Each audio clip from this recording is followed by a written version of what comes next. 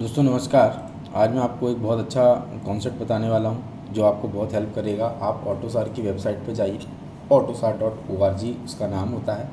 और इस वेबसाइट पे आप देखेंगे आपको बहुत सारी जानकारी मिलेगी कि आप ज्वाइन कैसे कर सकते हैं ऑटोसार को, और इसके पार्टनर्स के बारे में जानकारी लेना है। अलग अलग चीज़ें किस किस तरह से काम करती है, ऑर्गेनाइजेशन क्या है, इसकी हिस्ट्री कैसी है, ये इसका क्या मतलब है। और साथ ही साथ में आपको बहुत पढ़ने को, बहुत ज़्यादा आपको कंटेंट मिलेगा।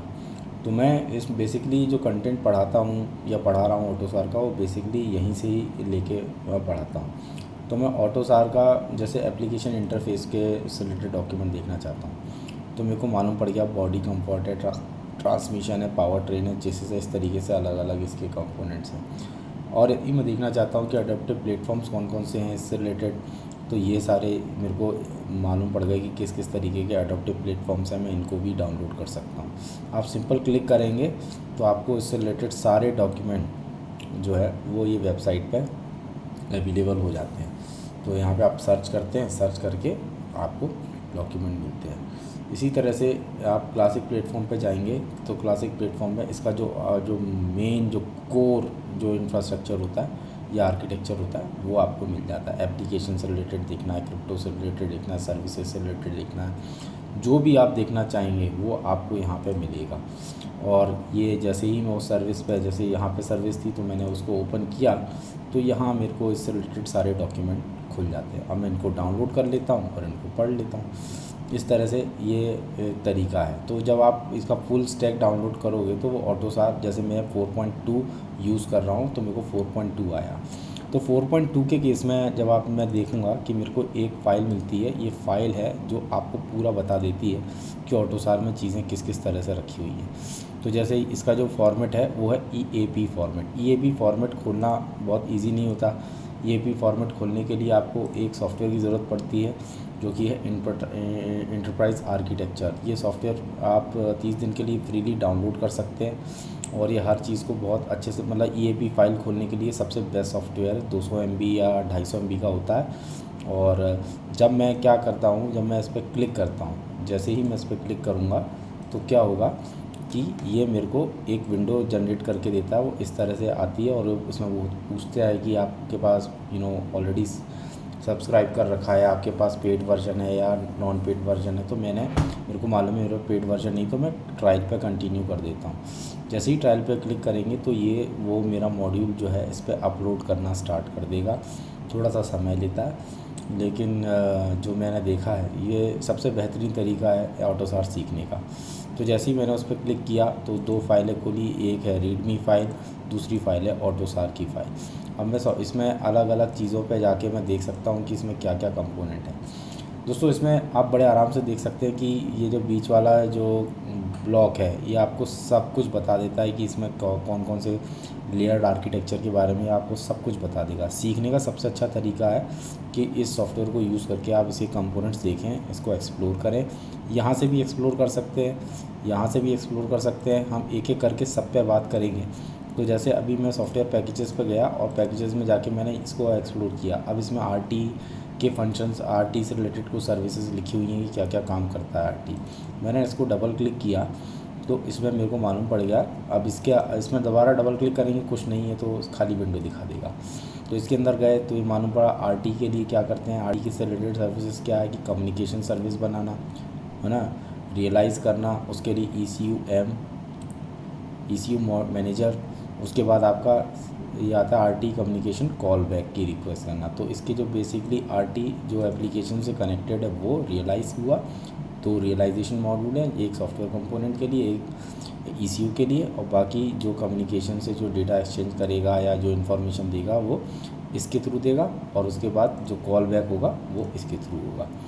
तो यहाँ से बाहर निकलने का तरीका ये है कि मैं सिर्फ इस पर साइड वाले पर क्लिक कर दूँ, दोबारा करके बता देता हूँ। RT में चला गया, लेकिन RT के पे जाने के बाद ये जो कॉलम आया, ये एरो आ रहा है, तो मैं बैक जा सकता हूँ यहाँ से। इस तरह से मैं सर्विसेज मैंने सुना देखा, बहुत कुछ समझ में नहीं आया, तो उस केस में क्या करूँगा, सर्विसेज पे जाऊँगा।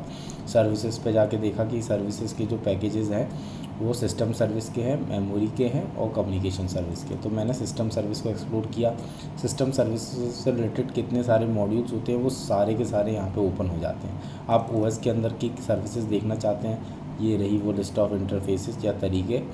साथ ही साथ में ये क्या क्या करता है, ओएस किस तरीके से कम्युनिकेट करता है और ओसेक से किस तरह से बात करेगा।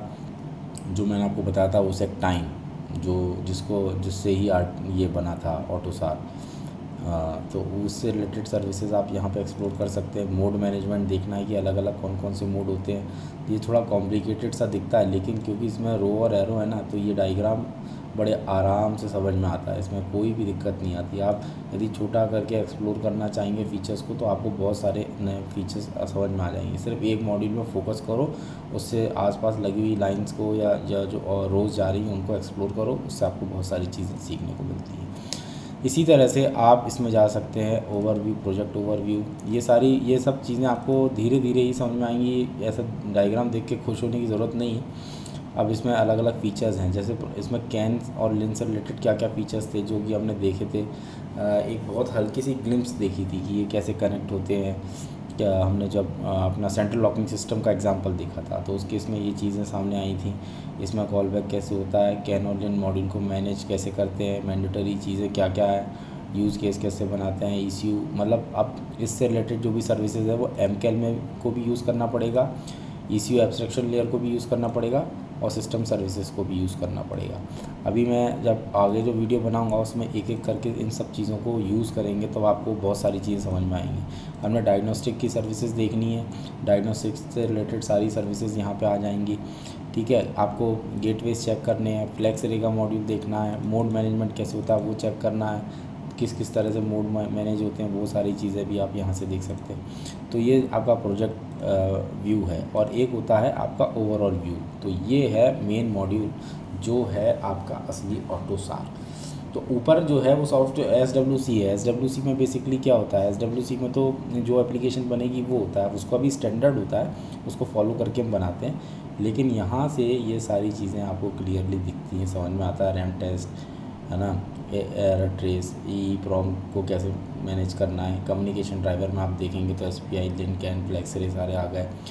जो माइक्रो कंट्रोलर्स है उससे रिलेटेड चीज़ें आ गई। जो लास्ट में जो आपका हार्डवेयर होता है, उस हार्डवेयर में क्या क्या मॉड्यूल्स होते हैं, प्रोसेसर होता है, जनरल पर्पस टाइमर होता है, वॉचडॉग होता है, ट्रांससीवर्स होते हैं, ADC मॉड्यूल्स होते हैं, इनपुट कैप्चर यूनिट होती है, कैन कम्युनिकेशंस होते हैं, डिजिटल इनपुट आउटपुट डिवाइस होते हैं, हार्डवेयर ट्रिगर सोर्स होते हैं, बहुत सारी चीज़ें। तो ये डायग्राम आपको बहुत कुछ बता देता है। इस डायग्राम को देख के आपको बहुत सारी चीज़ें अपने आप ही क्लियर हो जाती हैं।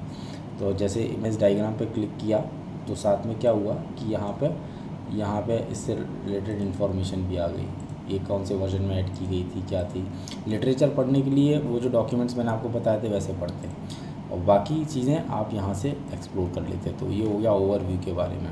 सॉफ्टवेयर पैकेजेस के बारे में जैसा मैंने आपको ही बता दिया था। तो अब मैं इंडिविजुअली देखना चाहता हूँ तो इसके अंदर जाऊँगा। यदि मैं इस बड़े वाले मॉड्यूल पर क्लिक करता हूँ तो मेरे को सारे सॉफ्टवेयर पैकेजेस देखने लग जाते हैं। इंटरेक्टिव ओवरव्यू में हमें एक बार और एक्सप्लोर करते हैं। इसमें क्या होता है कि कम्युनिकेशन स्टैक में अलग अलग कम्युनिकेशन किस किस तरीके से होते हैं, आपका नॉन वोलेटाइल मेमोरी कैसे इंटरेक्ट करती है, RT के केस में कम्युनिकेशन किस किस तरीके होता है, सेंडर रिसीवर कैसे होगा।